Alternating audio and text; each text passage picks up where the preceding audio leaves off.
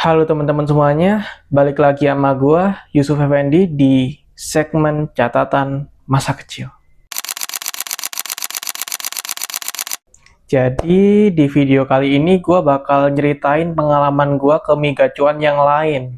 Buat yang nanya, lu ke Migacuan cuma 2 kali doang bang? Sebenarnya nggak juga sih, gua kadang-kadang pun ya mampir ke Migacuan juga. Bahkan sekarang itu ada cabang yang lebih deket. Jadi gua eh, ya seminggu sekali atau enggak sebulan beberapa kali gitu ke Migacuan.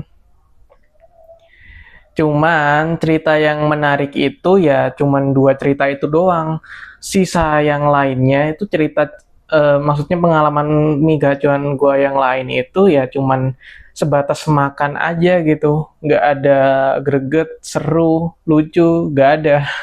Menurut gue ya yang paling eh, bisa diceritain ke orang-orang ya 2 pengalaman ini sih.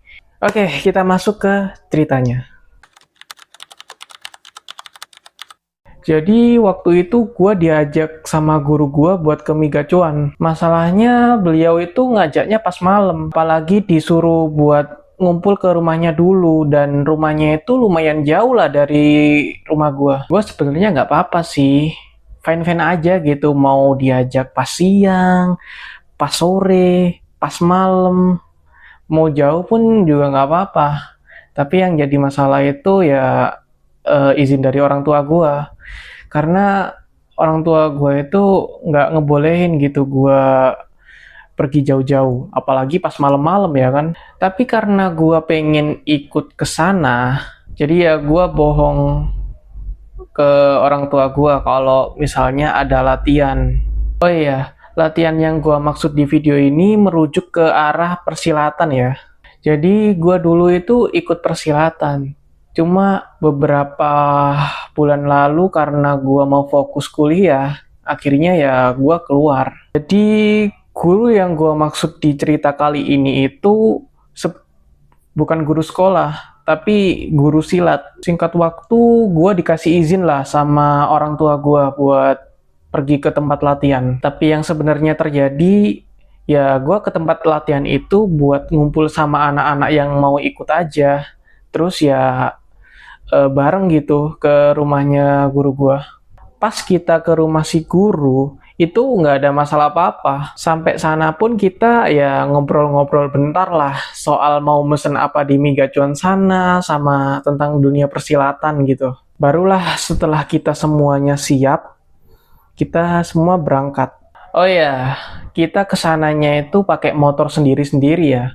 Jadi nggak pakai mobil atau ngumpul jadi satu gitu, nggak. Kita ya pakai motor sendiri-sendiri gitu. Cuman ya bebarengan gitulah. Karena ada juga yang nggak bawa motor, jadinya ada juga lah yang diboncengin. Nah, adiknya si guru itu juga mau ikutan. Dipakailah motornya si guru. Jadinya biar ikutan juga, si guru pun ikut sama gua.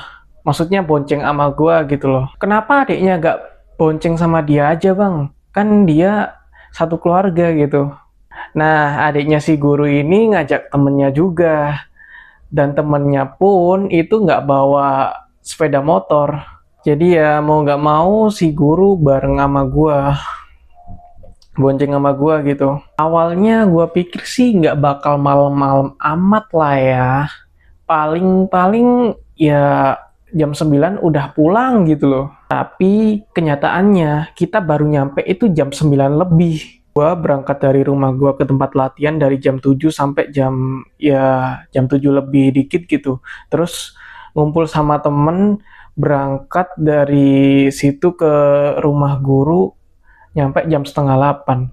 Dan lu tahu dari eh, kita barengan dari rumah guru ke tempat migacuan sana itu jam 9 lebih.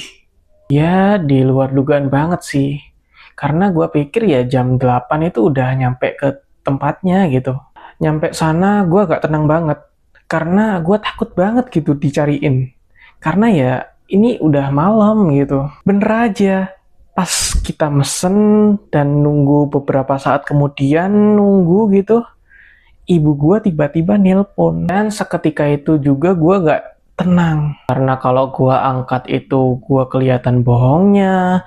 Kalau gua biarin, gua diteleponin terus. Daripada gua bimbang ya, gua matiin lah notifikasinya. Dan kayak suaranya itu gua kecilin banget lah. Jadi kalau dia nelpon gitu, ya kayak nggak ada suara sama sekali yang masuk.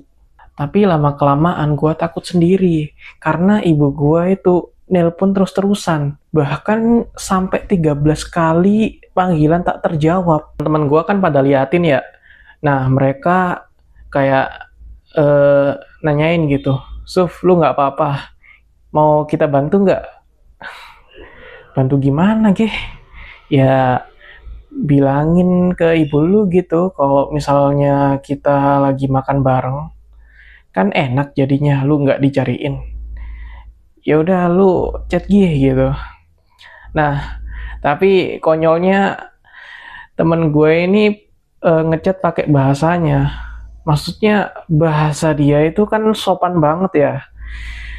Kalau bisa dibilang itu eh, dia pakai bahasa kromo. Nah, masalahnya gue biasanya ngechat itu pakai bahasa ngoko.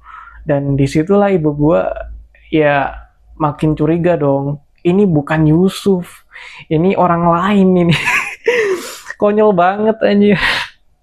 Bukannya bikin makin tenang, malah dibikin makin panik. Ya siapa yang nggak curiga coba tiba-tiba yang anaknya itu biasanya pakai bahasa yang kurang sopan, tiba-tiba pakai bahasa yang sopan.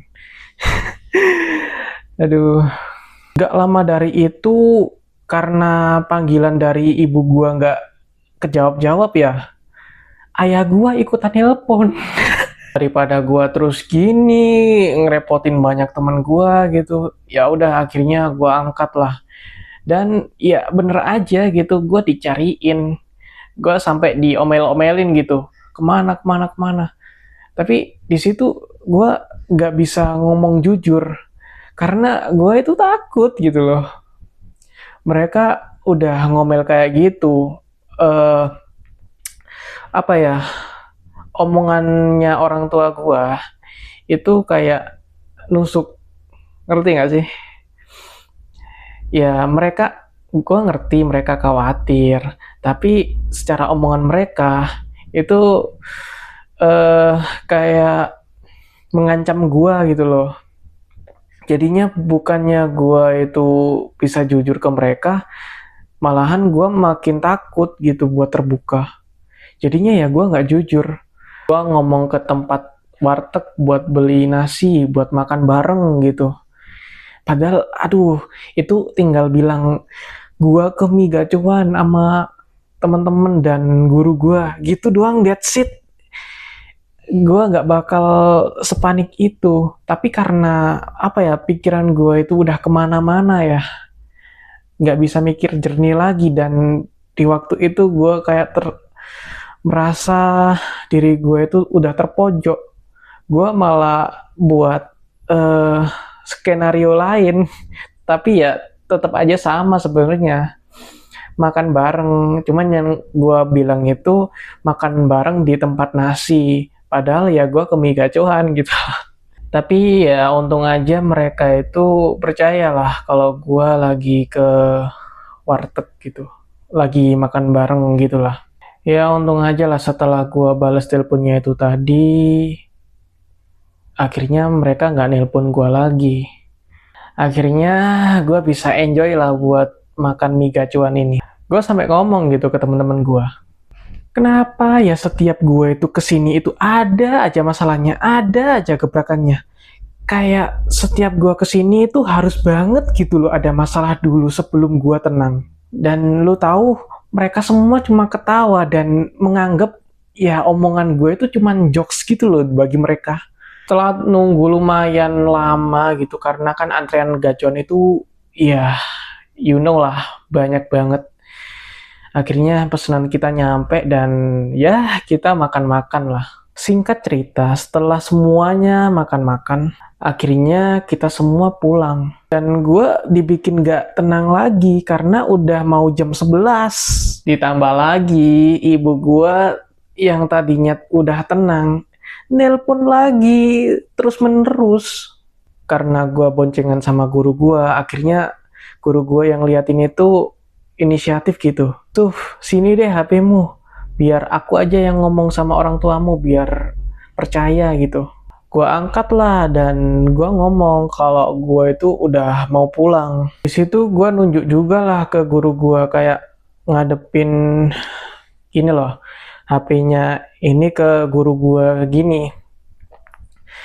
Kan gue diboncengin ya sama guru gue gini. Terus ini, Bu, ini loh guru aku, biar eh, guru aku aja yang ngomong.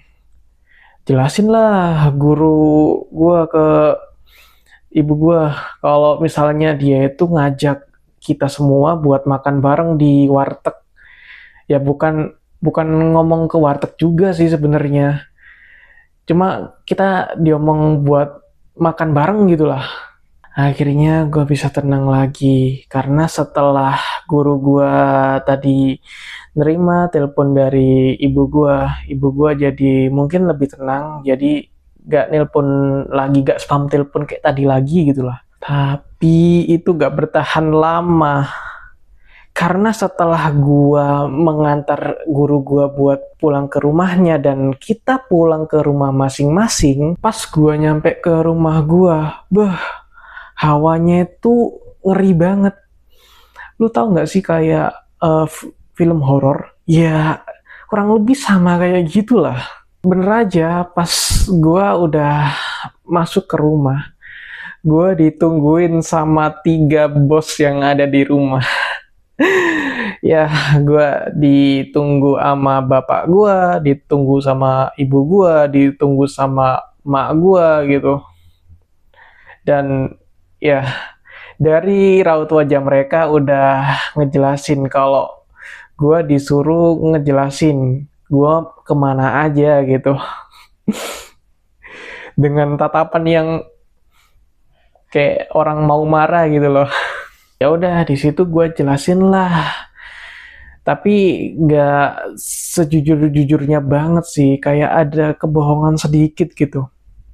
Gue bilang kalau gue itu latihan sama bareng anak-anak lain, tapi tiba-tiba kita itu diumumin di grup gitu kalau mau diajak buat makan bareng. Nah, makan barengnya itu pun gue ngomong juga makan ke nasi warteg kayak yang tadi gue bilang pas di awal, bukan ke mie gacuan. Ya, soalnya biar nyambung aja gitu. Daripada nanti gue ditanya awalnya ke nasi warteg kok sekarang ke mie gacuan gitu. Ya biar nyambung aja gitu. Terus ya sisanya ya skenario yang ada di sebelum-sebelumnya yang gue omongin tadi itu terjadi. Ya disitulah akhirnya orang-orang rumah pada paham situasinya, mereka bisa tenang semuanya, dan gue dinasihatin gitu. Kalau emang diajak kemana-mana yang jauh, malam-malam, atau gimana lah, itu izin dulu. Kita nggak masalahin kok, daripada kita nyariin gitu loh. Kita panik loh Suf.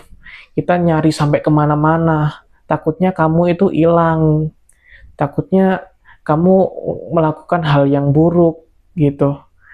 Dan disitulah gue baru sadar kalau gak apa-apa kok gue pergi jauh, gak apa-apa kok gue pergi malam-malam, asalkan tujuannya jelas dan bukan tujuan hal yang buruk.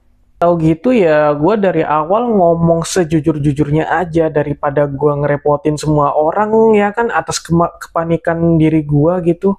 Gue ngerepotin semua temen-temen gue ngerepotin guru gue, makan kita jadi nggak tenang. Itu karena gue sendiri, gue pembuat masalahnya gitu. Ya, tapi dari situ gue belajar lah kalau gue harus, kalau kemana-mana itu bilang aja, nggak usah takut gitu. Asalkan ya tujuannya itu emang jelas dan bukan mengarah ke hal yang buruk. Oke, mungkin itu aja yang mau gue ceritain. See ya.